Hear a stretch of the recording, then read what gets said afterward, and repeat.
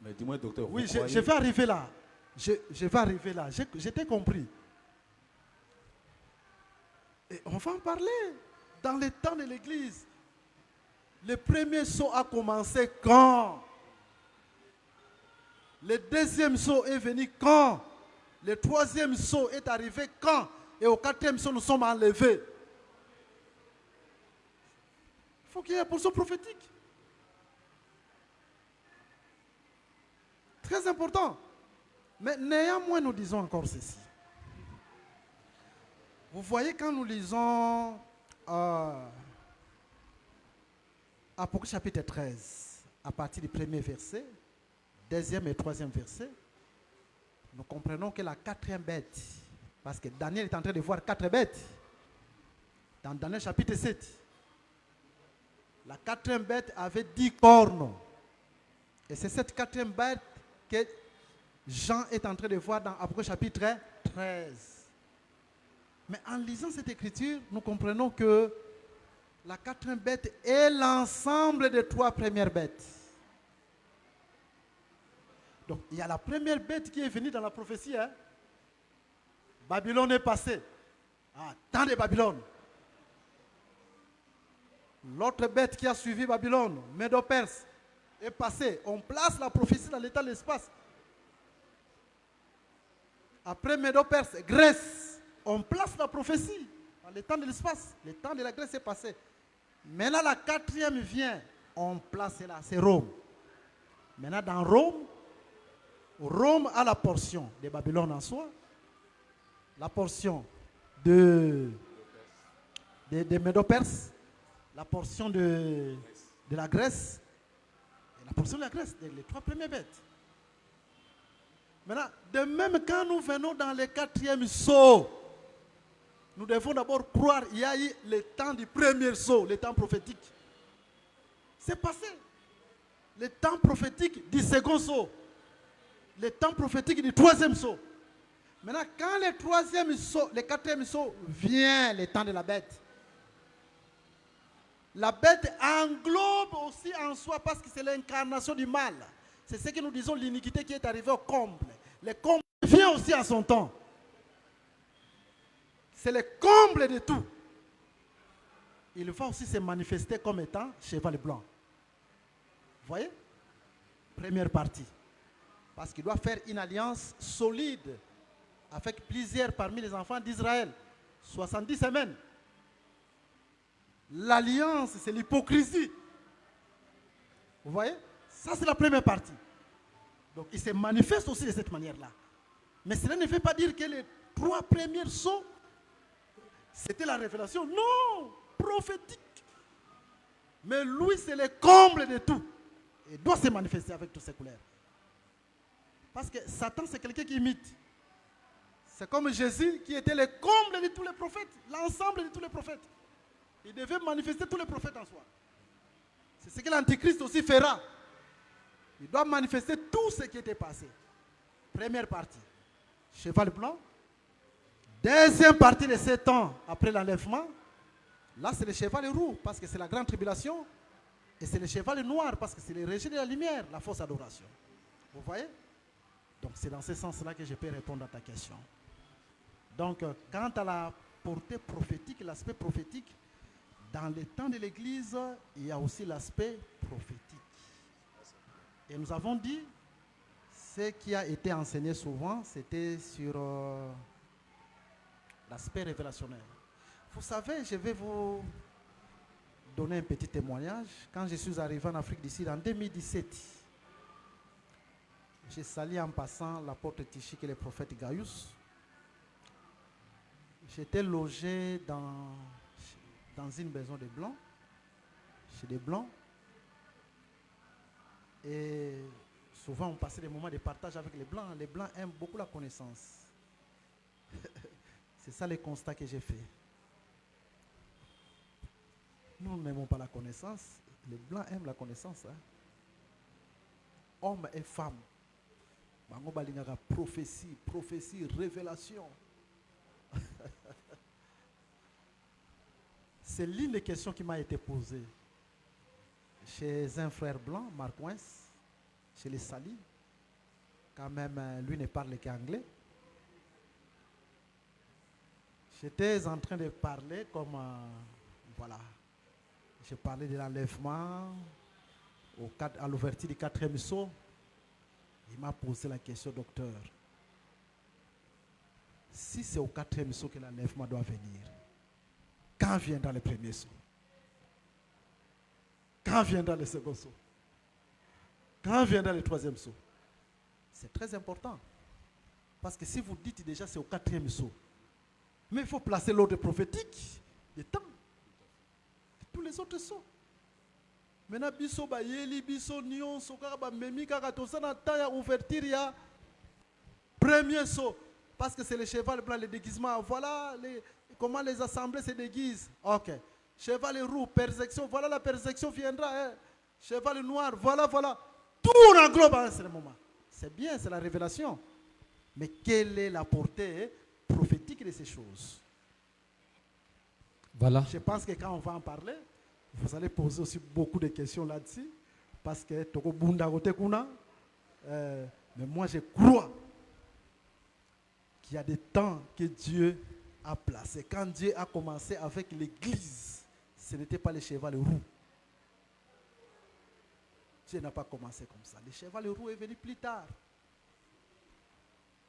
Il y a un moment où, tant il y a cheval roux et l'ongoué, tout il y a un cheval noir. Nous allons comprendre, nous sommes en quel moment maintenant? Une question encore, docteur. Voilà.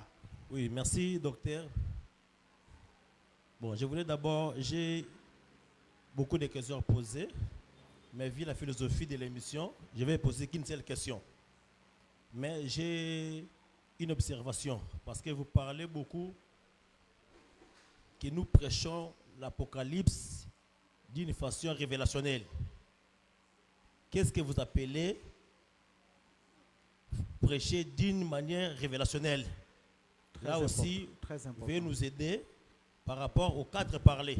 Tout à fait. Parce que vous parlez de 4 parlers, mais vous n'entrez pas en détail. Parlez par la prophétie, la révélation. Ok. Je pense que les disciples divins nous a lu une écriture un moment. Tu as cité où tu as lu, je ne m'en souviens plus, de Habakkuk. Quand une prophétie tarde, attends-la, elle s'accomplira. Et si vous allez aussi dans les livres de Jérémie, Dieu va dire à Jérémie, Jérémie, écrit ces prophéties qui concernent Israël, les nations. C'est ce que Dieu a dit à Jérémie. C'est-à-dire dans la Bible, il y a des prophéties qui concernent le peuple d'Israël, il y a des écritures prophétiques qui concernent nous les nations incrédules. Il y a aussi des écritures prophétiques qui concernent notre Seigneur Jésus-Christ. Donc, dans la loi, les psaumes et les prophètes, tout ne parlait pas de Jésus. Tout ne parlait pas de Jésus parce qu'il y a aussi une grande confusion là-dessus. Tout ne parle pas de Jésus. Il y a des prophéties qui parlent de Jésus. Il y a des prophéties qui parlent des nations, même païennes. Il y a des prophéties qui parlent de l'Église. Et ainsi de suite.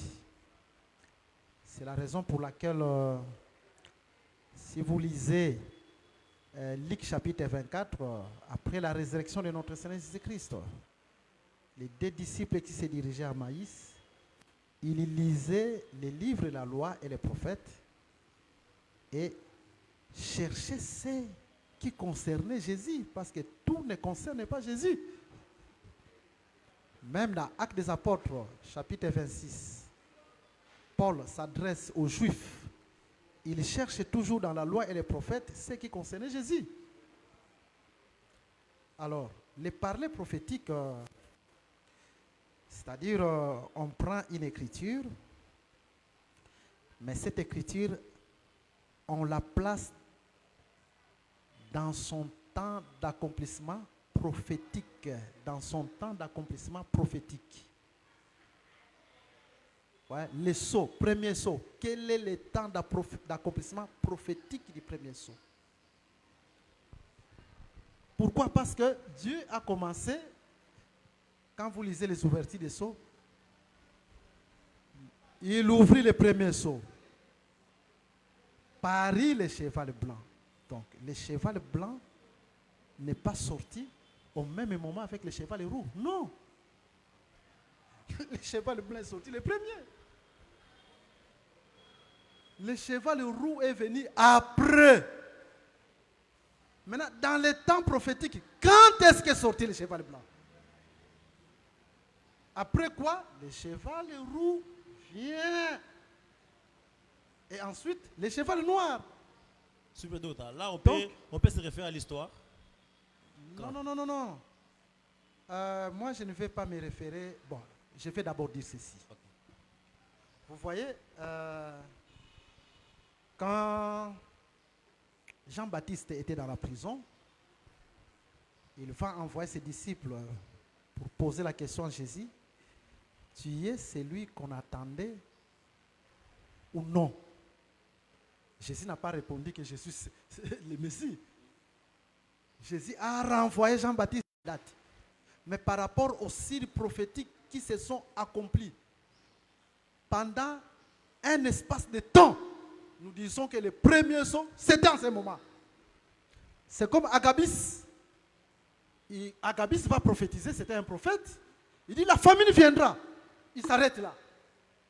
Mais quand la prophétie est arrivée, est accomplie, on dit cette prophétie était accomplie au temps de l'empereur Claude. Mais ce n'est pas ce que Agabis a dit.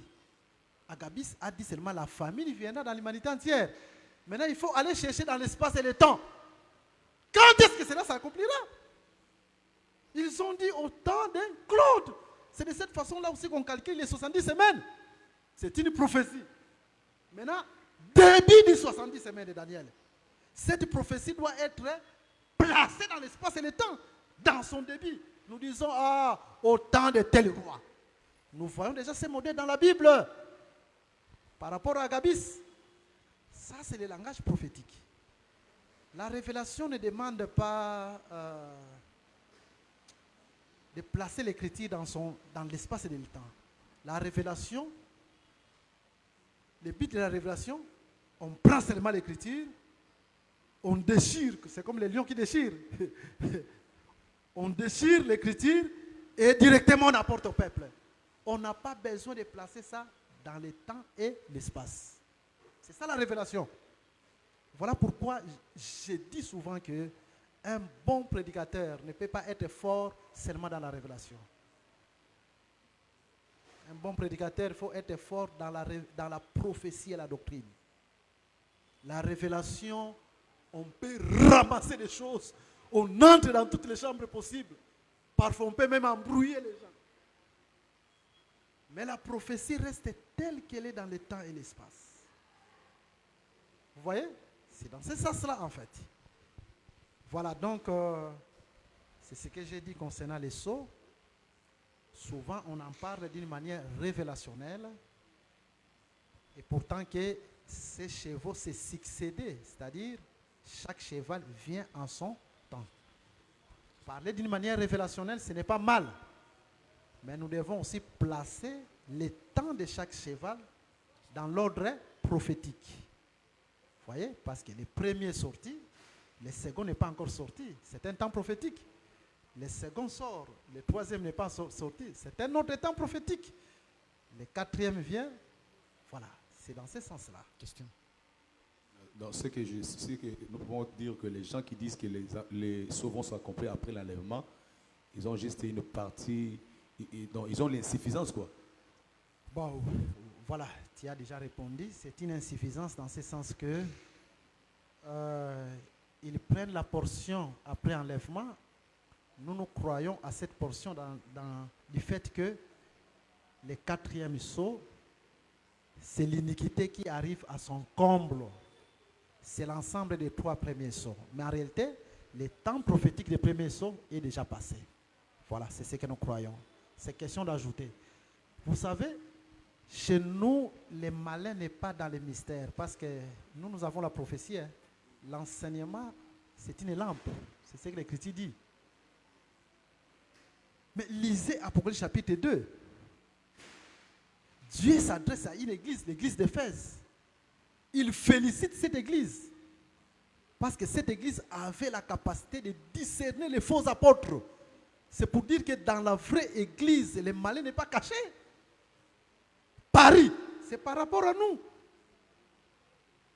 Mais au monde, il est caché. Au monde, il va se révéler d'une manière prophétique. Après l'enlèvement de l'église. Mais nous les voyons, il est caché dans les phares. C'est l'iniquité. Donc c'est de cette façon-là qu'on va évoluer. Donc si vous avez des questions, vraiment posez vos questions. Docteur, Aujourd'hui, nous avons juste essayé d'introduire, mais le Seigneur nous fera grâce. passé des temps, nous sommes Il y a pratiquement encore une autre question. notre émission. Je crois qu'il y a une question. Voilà. Oui, merci pour la parole. Na koyoka docteur Koloba, na comprendre que d'après docteur selon les écritures à Tangi, baso ils a déjà kofungwama.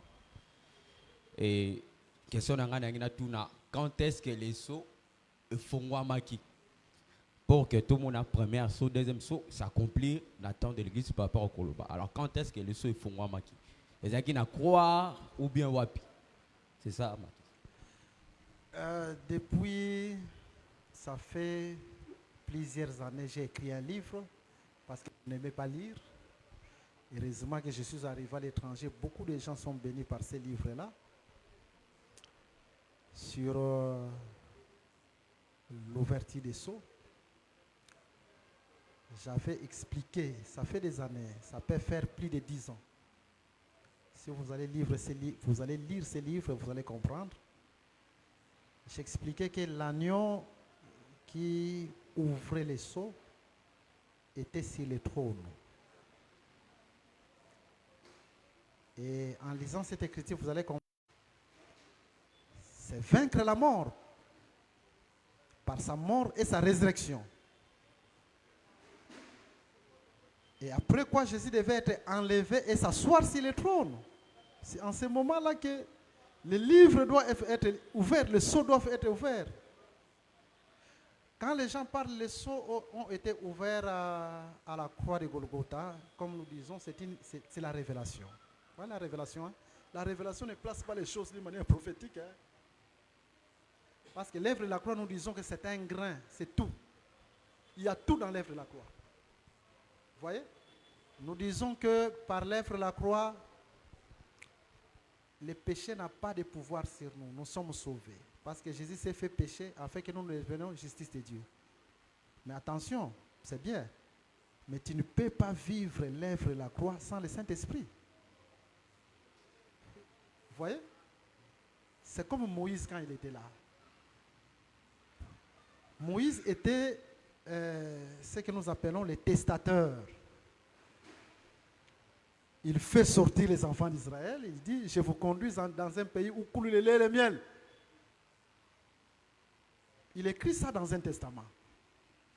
Avant d'entrer dans ce pays, il faut que toi, les testataires, tu puisses mourir. Voilà pourquoi Moïse est mort.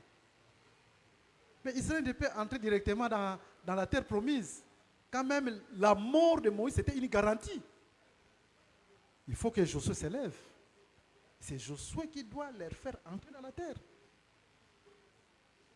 Jésus aussi, quand il vient, le royaume des cieux, même dans ces paraboles, le royaume des cieux est semblable. Oh. Donc cet homme vient pour nous amener dans un royaume, Canaan. Comme il était le testataire, lui-même doit mourir. Quand il meurt, c'est une garantie que nous entrons dans l'héritage. Mais attention, c'est ce que nous disons. L'œuvre de la croix, c'est une garantie pour nous. Mais attention, il faut que Josué s'élève. Et c'est lui qui a remplacé Moïse, le vrai Moïse, Jésus-Christ. C'est le Saint-Esprit. Parce que le Saint-Esprit, c'est un gage pour notre héritage. C'est ce que l'Écriture dit. C'est par le Saint-Esprit que nous parlons maintenant toutes ces choses-là. Donc, d'une manière révélation, nous pouvons dire, la croix, mais si les plans prophétiques, les sceaux s'ouvrent après l'œuvre de la croix, après la résurrection. Il faut que l'agneau soit sur le trône. Et l'agneau était un agneau comme immolé, pas un agneau immolé. Mais quand nous descendons toujours dans le livre Apocalypse chapitre 5, vous allez voir qu'on nous dit que parce que tu as été immolé. Mais une autre écriture nous dit comme immolé. Donc il y a deux visions. Il y a une partie, il était immolé, mais une autre partie, non immolé. Il était capable de donner sa vie et de la reprendre. Donc les sceaux s'ouvrent après la résurrection quand Jésus était monté au ciel. Encore une question. Merci beaucoup, très cher docteur. J'aimerais encore juste savoir plus sur Apocalypse chapitre 6, le verset 7. Qu'est-ce qui vous rassure que l'enlèvement aura lieu dans les quatrièmes sceaux? Qu'est-ce qui vous rassure? Oh, voilà. Bon, je pense que on reste avec moins de 5 minutes. Si je commence à expliquer, on ne saura pas tout finir. Donnez-moi une idée. Je vais répondre à cette question prochainement. Lisez d'abord Apocalypse chapitre 6, verset 7. Lisez cette écriture-là. Ok, je lis au nom de Jésus. Apocalypse chapitre 6, le verset 7 dit Apocalypse ceci. 7, oui. Quand il ouvrait le quatrième sceau, j'ai entendu la voix du quatrième être vivant qui disait: Viens. Et c'est tout. Ok. Tu t'arrêtes là? Oui. Je descends encore. Ok. Dans le verset 8, j'ai regardé et voici parut un cheval d'une couleur pâle. Et c'est lui qui l'est monté. Celui qui les montait. Oui, pardon. S'appelle qui? Celui qui les montait, c'est nommé la mort. Ah, son nom, C'est c'est nommé la mort. Et son nom, c'est la mort, non? Ok, tu peux t'arrêter là. Je peux répondre seulement du coup là. ok. Voilà, donc dans l'ouverture du premier sceau, c'est lui qui est sur le cheval, on ne connaît pas son nom, n'est-ce pas? Oui. C'est ce qu'on appelle le mystère. Second sceau, c'est lui qui est monté sur le cheval, on ne connaît pas non plus son nom. De même que le troisième sceau. Mais au quatrième sceau, son nom est dévoilé. Cela veut dire que aujourd'hui, il est dans les mystères. Premier sceau, il est dans les mystères. On ne connaît pas son nom. Le mystère de l'iniquité agit déjà. Second sceau, on ne connaît pas son nom. Le mystère de l'iniquité agit déjà. Troisième sceau, le mystère de l'iniquité agit parce qu'on ne connaît pas son nom. Au quatrième sceau, son nom est dévoilé. Donc c'est le dévoilement de l'Antichrist. Et l'Antichrist doit être dévoilé après l'enlèvement de l'Église. Ça, c'est le premier argument. Le second argument, l'être vivant qu'on appelle le quatrième, ce n'est pas l'aigle qui est sur la terre, c'est l'aigle qui est en plein vol.